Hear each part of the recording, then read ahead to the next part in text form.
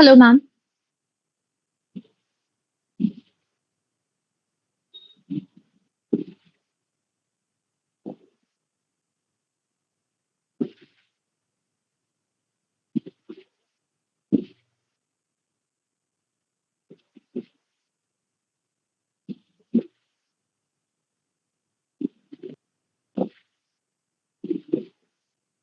I don't know if you can hear me, but I think Mr. Ravi Ranjan should be here, I think, to record this session. And he's not here, so I'm not quite sure what should I do.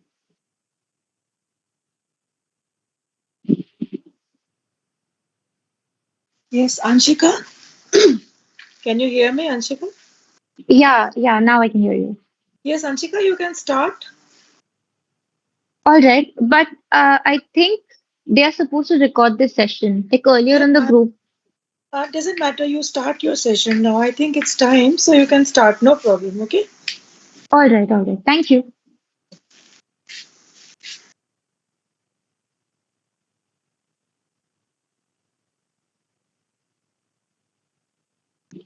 Okay, so now we are moving on to Unit 3. We've already covered Unit 1 and 2. Um, and in Unit 3, not only we are moving sort of ahead in time, but also in location. Unit 1, we talked about Mahabharat. Unit 2, we talked about a beginner Shakuntalam. Both of these texts come from the north of India. But in Unit 3, we are talking about Silapati Karam, which is an epic written in Tamil. It is a part of what we call Sangam literature. And Sangam literature, you'd be interested to know, uh, it's a very it's a name that we give to this very long period of time, roughly about 300 BCE to 300 CE, and it's a very culturally rich time for literature, uh, eh, uh, in Tamil language actually. So a lot of literature is being written. A lot of treaties are being written about literature as well. We have about 2,000 poems from this era. Uh, People are thinking about what is literature, what is to be written, how it is to be written. So these kind of discussions are happening around this time, and this is very culturally rich. And we have a lot of text surviving from that era as well. I mean, obviously, a lot of them has been lost, but some of it survives. This one text that survives and is very uh, essential or important, significant, and adds to our knowledge of the time period and the language and literature of the time is this text called Tolkappiyam. It is a treatise. It's a grammatical treatise mainly, but it also comprises uh, it is like a manual for aesthetics, for poetics. Talks about what should be the subject of literature, what should be the language, and from this one very important concept that is relevant to our understanding of this text that we have, Silabatikaram. One concept that we would want to look at from this grammatical treatise is this idea of akam and puram. So these are uh, so you can understand it in a way that if the subject matter, so you can divide your poems on the basis of subject matter. If it is to do with the internal, uh, if it is to do with the interiority of the characters, if it is to do with the emotions, if it is to do with introspection, those kind of subject matters, then your poetry would be written in the Akkam tradition. And if you're talking about the exteriority, if you're talking about wars, for instance, if you're talking about things like victory, personal virtues, community, then your poetry would fall under Puram tradition. Silapati Karam, this epic, it sort of alternates between Akkam and Puram. So some sections would be written in the Akkam tradition, some sections would be written in the Puram tradition. So you would find both the internal and the external here. We can further understand it as masculine and feminine as well. You can probably guess. So Akam would be more feminine, and Puram would be more masculine.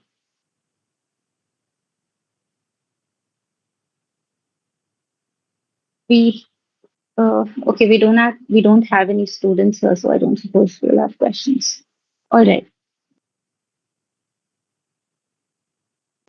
Okay, now we can move on. And I've already told you the Silapati Karam is actually an epic, right?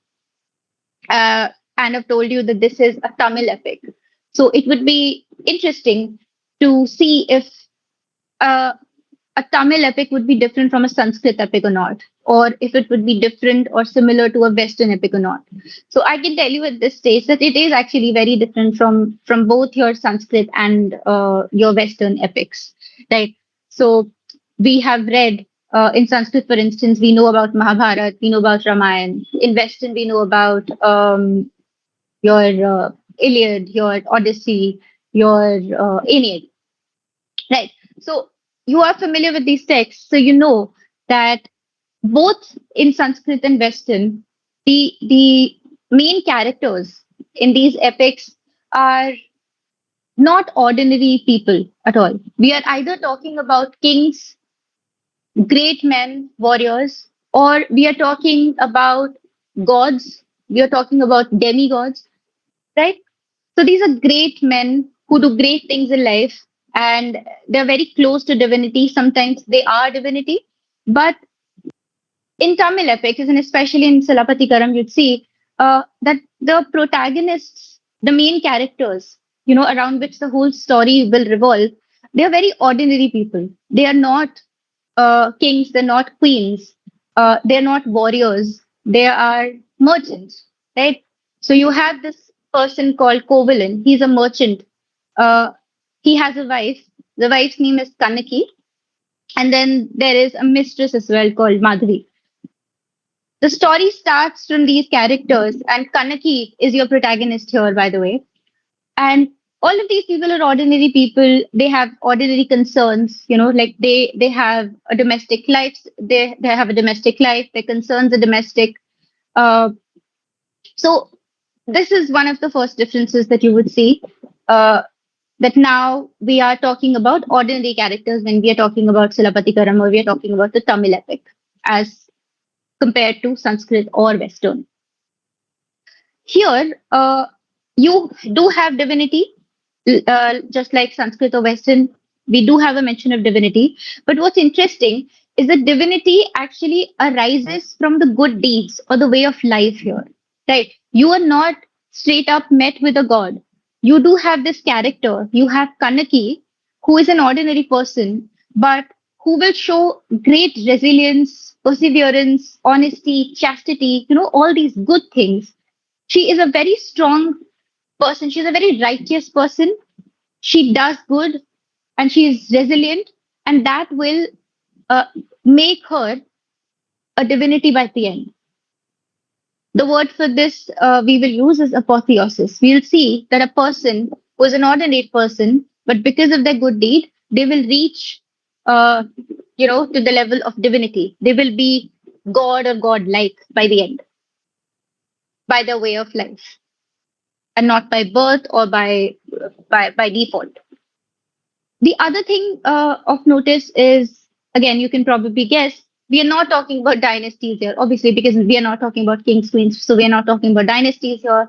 Uh, we are also not talking about, we are not, revolving this epic around a war, just like you would in Ramayana, in Mahabharata, in Iliad. You have a great war, and that is the whole point of the epic, uh, essentially there. But here, I mean, you do have a war here as well.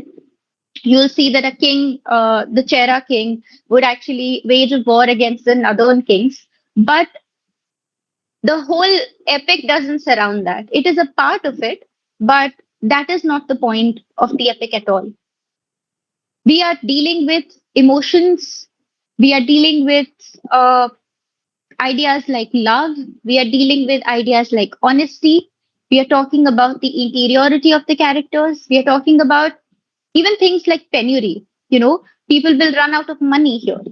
People will be destitute. People will be sad. People will be heartbroken. So these are the things we are talking about. We are not talking about great concerns. We are not talking about, you know, uh, taking over somebody's empire.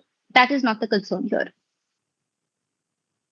The other difference you would find in this epic is that even, I mean, sure, the story is of ordinary people, but it is also told from the perspective of the ordinary people, right? And not just the merchant class, as I was talking about that Kovalin is a merchant, but people who are hill dwellers, people who are herders, people who are tribals. So this perspective is something that you will never find in a Sanskrit epic or in a Western epic. This is very specific to this particular epic, that you will have the story coming to you from the mouths of people who live in the hills, people who are tribals.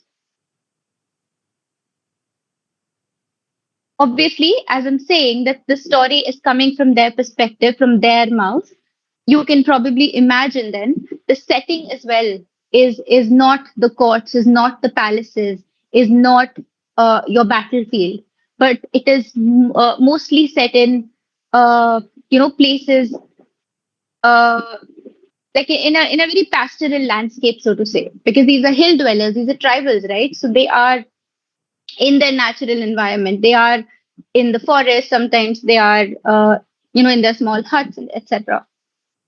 The other difference that you would find in this epic is that it has a lot of dances and songs. Again, something that you do not find in other epics. So these people, hill people, for instance, this this book of Vanchi in Silapatikaram. I'll talk about the structure in a bit. Uh, the book of Anchi starts with this song that these hill dwellers are singing in praise of Kanaki, who is just transformed into a god, let's say. So they're talking about Kanaki's legend. They're celebrating her new acquired divinity. So it starts with a song, and then there is a multiple series of songs that these people are going to sing, sometimes in praise of Kanaki, sometimes just to relate the story to us. So these are some of the differences that you would find here, in this epic, but also in general in a classic Tamil epic, which makes it very different from Sanskrit or Western. So it is something to think about, to take note of. Now, we can talk about the epic itself, right? So as I am constantly saying that this is a Tamil epic, so obviously it will deal with the Tamil country. So in terms of the structure of the epic, it is divided in three books, right? Book one, two, three, and these books are named after the capital cities of the three major kingdoms that you would find in the Tamil country, right? So what I'm saying is, in the Tamil country, there are three major kingdoms. You have Chola, you have Pandya, and you have Chera. Now, each of these kingdoms will have a capital city, and on the name of the capital city, these books are also named. So, book one is the book of Pukar, then you have book of Madurai, and then you have book of Vanchi. In your syllabus, we have book of Vanchi. We have excerpts from book of Vanchi, but we'll talk about the story altogether to understand as to what's really happening here. So, what? So, I'll quickly tell you what is the story so that what I'm about to say will make a little more sense.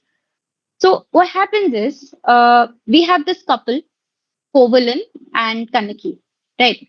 And the epic starts with their conjugal life and they're very happy in their marriage. But then at some point, Kovalan meets this courtesan called Madhavi and he falls in love with her and he leaves the wife, he leaves Kanaki and goes to stay with Madhavi, right? And Kanaki is left, and Kanaki waits for Kovalan to come back at some point, which he does.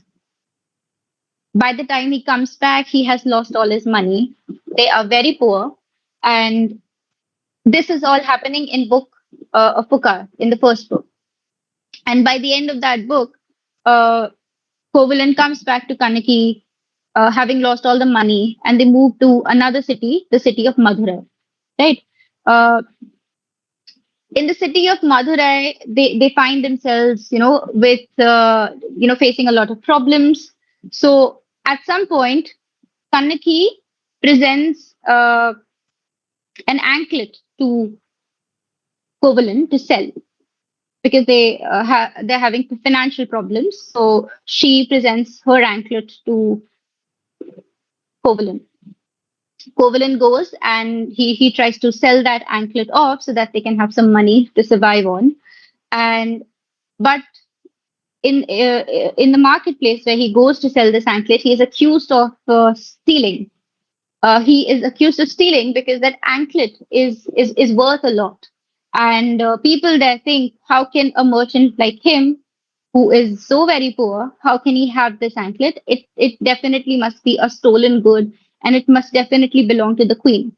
So they call the king on him. I mean, like it's a whole case, and then he's presented in the court, and the king, the Pandya king, convicts him and orders his execution. He is convicted for theft, and then eventually he is executed. Kanaki then comes to know that her husband has been executed, and she is very angry. She absolutely loses it. She goes to the king and she expresses her anger in the way we can only imagine. She is absolutely furious, and she calls out the king, and and she's extremely furious, and she says that you have ordered an execution of an innocent man. This is not an execution, this is a murder, and this is injustice. And the entire Panta kingdom stands for injustice. And she is so angry, she flings one of her breasts on the street. And eventually, what happens is the entire city of Madurai, it goes to flames because like so much injustice has been done, an innocent man has been killed, and you have this character who is so good, all her life. So her anger uh, burns the whole city down. And then you have the intervention of the gods, and then you see that Kanaki is made into a god by the end of that book. Then you have the book three, the book of Vanchi, where people are discussing this tale among themselves, right? They are telling each other, this happened in Madurai. Kanaki now is a god, and gods showered flowers on her, and this is the time of celebration. We have a god. Like those kind of things are happening. Now, in Vanchi, we have this King Chera who also takes note of this, and then he takes upon himself to build a temple for Kanaki, right? Because he is the good king, supposedly. And we'll talk about like who the good and bad here. But King Chera, uh, whose name is Senkutuan, he takes upon himself to build a temple for her. And the whole book of Banshi is about him, uh, you know, uh, uh, trying to build this temple. And for that, he needs a stone. And somebody suggests that the stone has to be taken from the Himalayas.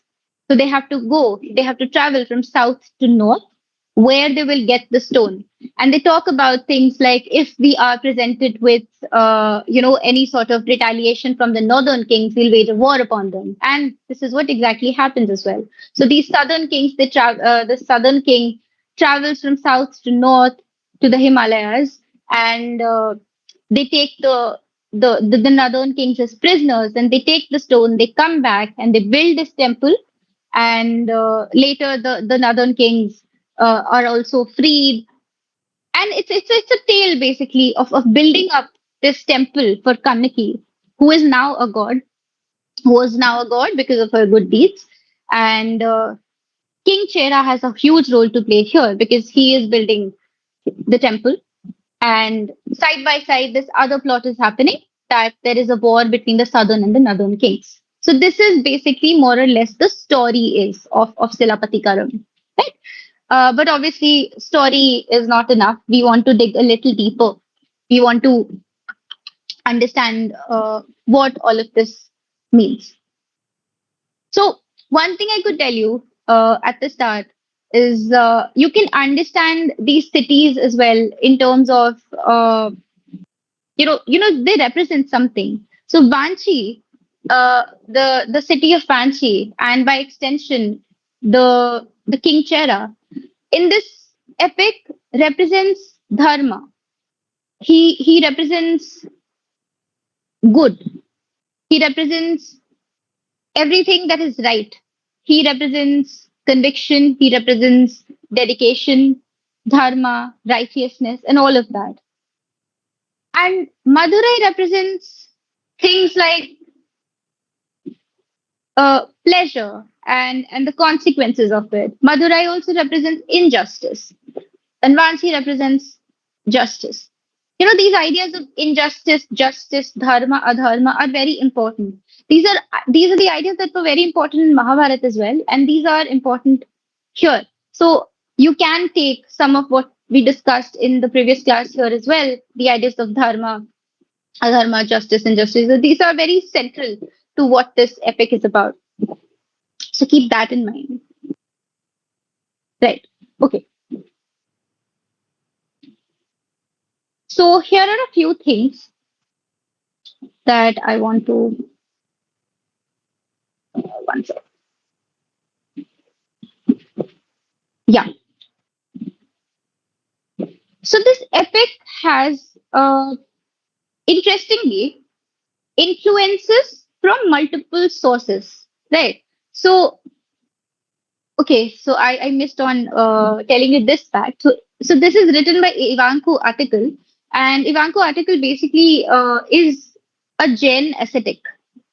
I mean, he is born in the I think the Kshatriya class, but then later on he becomes a Jain ascetic. So because he is a Jain ascetic himself, a lot of Silapati Karam will talk about ideas that are very central to Jainism, right? So you have a lot of Jain ethos that's being talked about in this epic. You can probably guess in whose character? In Kanaki's character, obviously, because Kanaki is the protagonist, and Kanaki is the one who is, starts from ordinary life, and then she becomes a goddess. So everything about Kanaki, if we were to look at it, it will tell you something about the Jain ethos that Ivanko article is telling us. So I've already told you, these ideas of perseverance. You know, you see that she is a character who is very controlled in that sense. She has a lot of self control. Her husband leaves her for another woman, but she does not uh, retaliate, so to say. She does not retaliate in the sense, but she doesn't repudiate the husband, right? She waits for him, and when he comes back, she has in her to forgive him. She doesn't reject him outright. She accepts his apology, and I mean that takes something. That takes perseverance. That takes a lot of control. That takes a lot of forgiveness in you. And these ideas are very important to Jainism. To be able to forgive someone. So Kanaki represents that. Kanaki represents resilience. Kanaki also represents chastity, and chastity, idea of purity. These are also very central to her character because obviously Kovalan cheats on her. Kovalan leaves her to live with this courtesan. Uh, And Kanaki waits for him, and Kanaki doesn't do the same, right? Kanaki doesn't find another lover. She waits for him, and with as much honesty as she could, which is why also you will see it here and there that Kanaki is the goddess of chastity, of purity, right? So so Kanaki is all those things. So she represents Jain ethos in that sense in this epic. However, that is not all. Apart from the Jain ethos, you also have influences from other religions here. You have influences from Buddhism. You also have influences from Hinduism, of course, right? Uh, you have mentions of all these tales that are there in Hinduism, uh, Buddhism in the character of Manimekalai, for instance. So Kovalan, as I was telling you, Kovalan goes to Madhavi. He leaves Kanaki and he goes to live with Madhavi, and they have a daughter together. The daughter's name is Mani Mekalai. And Silapati Karam actually ends with a reference to Mani Mekalai, and it tells us that the daughter Madhavi decides for her daughter that she will not become the courtesan, Mani Mekalai, when she grows up. She will not become the courtesan that Madhavi is, and she will be actually going to become this Buddhist nun, right? She'll accept Buddhism and she will not follow the footsteps of her mother. So she becomes this Buddhist nun. Mani Mekalai is another epic that is also from Sangam literature, by the way, but that is another epic. Is it? Okay.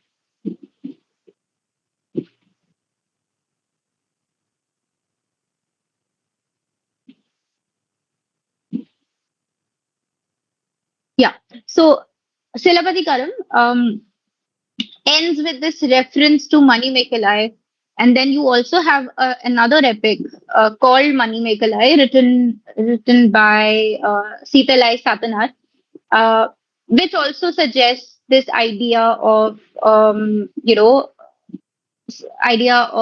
birth, rebirth, ideas of circularity, and you will see in this epic as well. So this comes at the end that end of something gives rise to beginning of something. This idea that is represented by Mani Mekalai and the fact that we have another epic by the name, but there are other instances as well.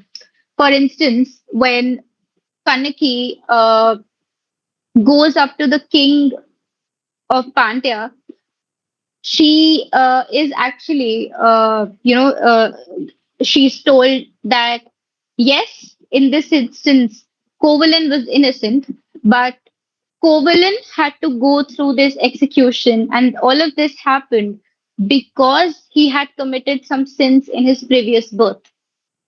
Right. So the idea of karma that we are all familiar with. So this idea of birth, rebirth, karma, and the result of karma. These are ideas that are there in Hinduism, which is why I mean that you will have influences of multiple religions in one particular epic. So you have Hinduism, you have Buddhism, you have Jainism. Right. So it's not like one source. There are multiple sources. Okay.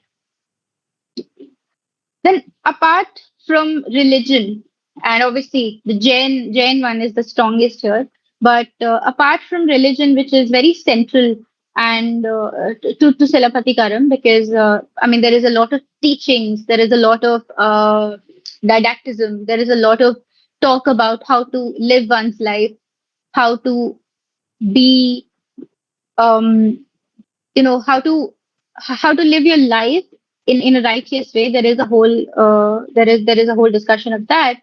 But apart from that, you also have other plots uh, that are talking about things like imperialism or the court, or simply the valorization of the king, right? Because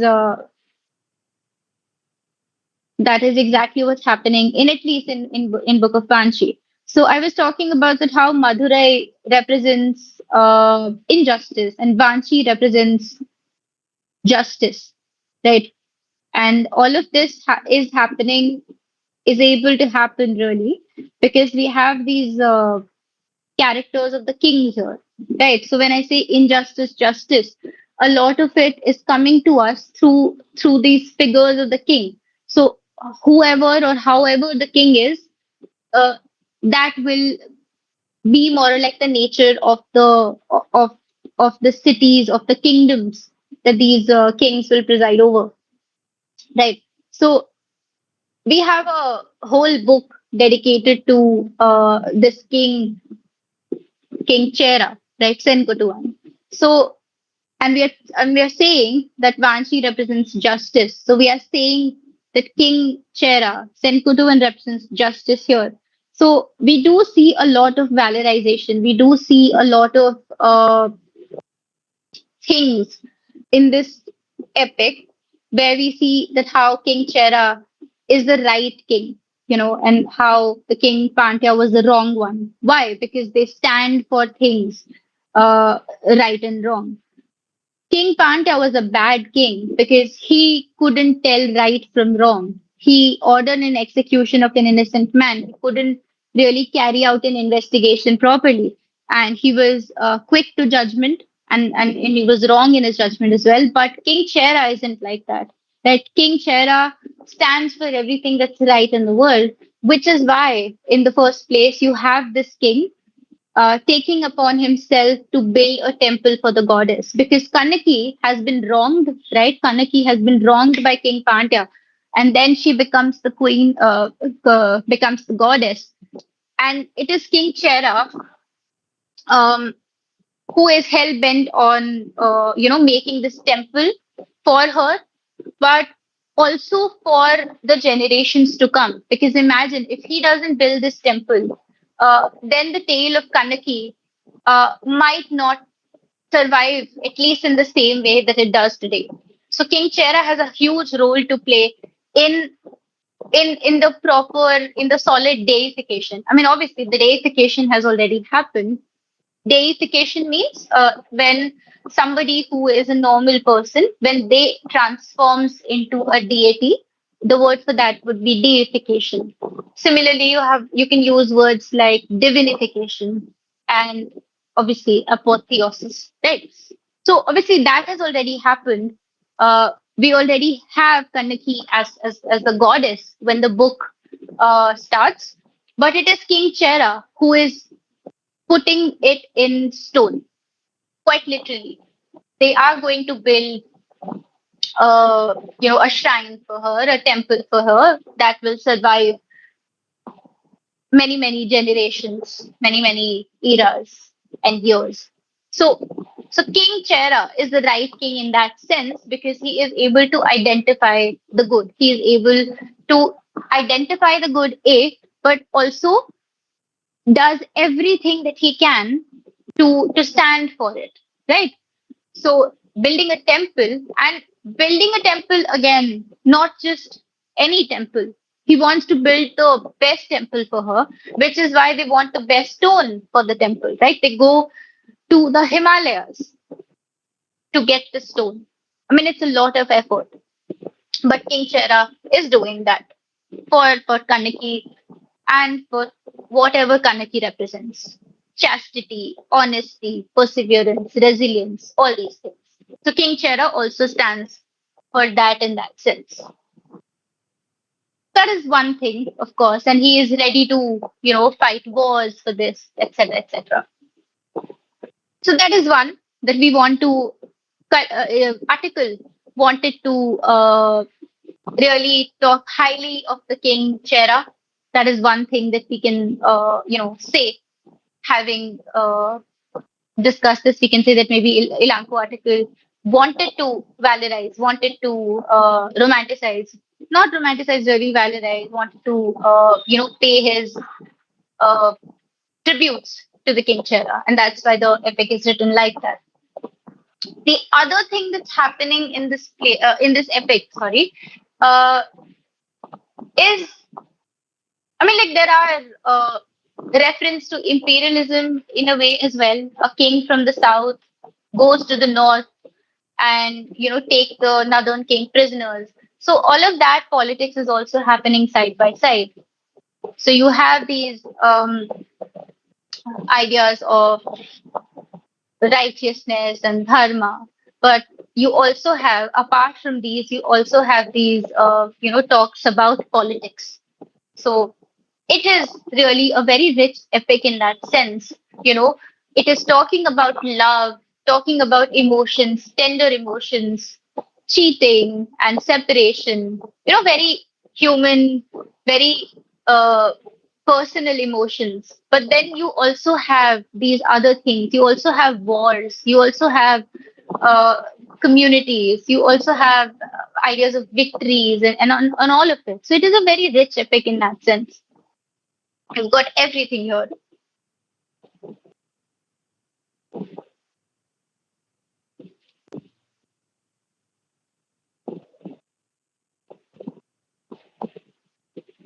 All right. I think I think this is what I had to say.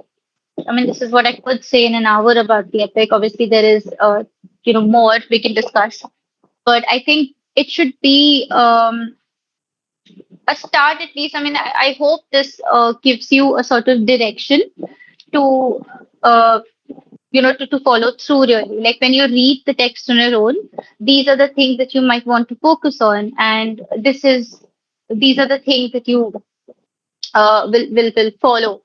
And I hope this gives you that starting point at least. I do not think we'll have any questions here. Okay, I think this would be it from my side about the epic. The other than this, I think all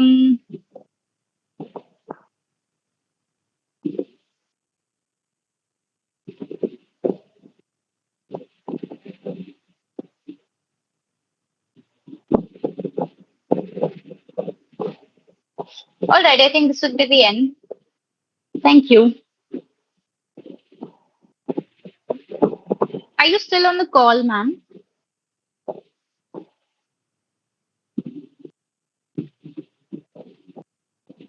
Okay. All right, then all the best for your exams. I hope these sessions help you a little bit. Thank you. Um, yeah, so what I would say about exams is do not, so when it comes to literature and, like writing exams with this or reading about it in general as well, what you want to do is think about the think about the themes really. You know, the stories are okay. Like don't obsess over the the summaries as students tend to do, especially in your undergrad level at least people tend to do that.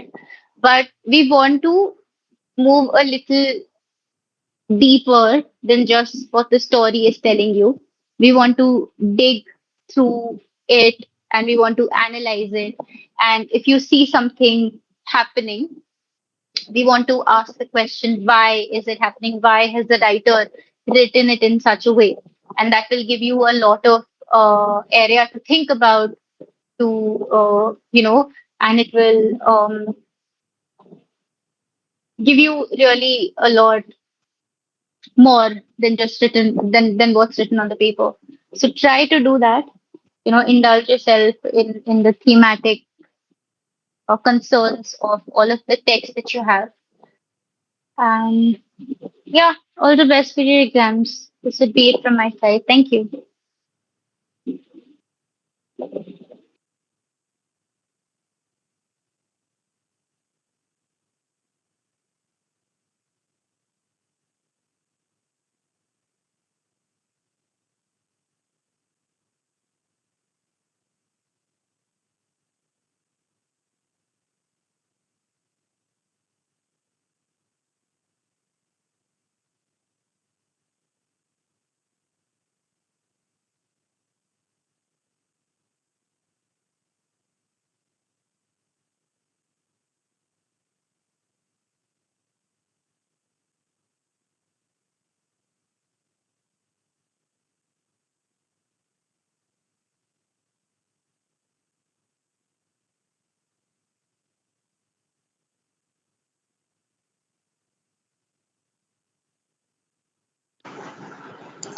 Ma'am, can you, am I audible? Ma'am, Yes, yes, you're audible. I have a question. I wanted to ask you that, can you tell me a little more about the war? As why this war happened? Well, the war happened because they wanted to get the stone, and this is what the king Chera also says, that if the northern kings uh, retaliate against it, if the northern kings don't want us to take the stone from the Himalayas, because this is their territory, right? You can't just enter somebody else's territory and take something from it. This is what King Chera tells us. That if that happens, then we are ready to wage a war against them as well. And that actually happens. Northern kings are obviously not happy with that. And then that war happens, and the southern king, Chera king, wins the war, takes the stone back. They also take the prisoners and all of that. Okay. Okay. Thank you so much. And Right. what was the name of Madhavi? Madhavi's daughter. Money Mekalai. Mani Mekalai. Hmm. Such a unique name. Yeah. Okay, thank you. All right.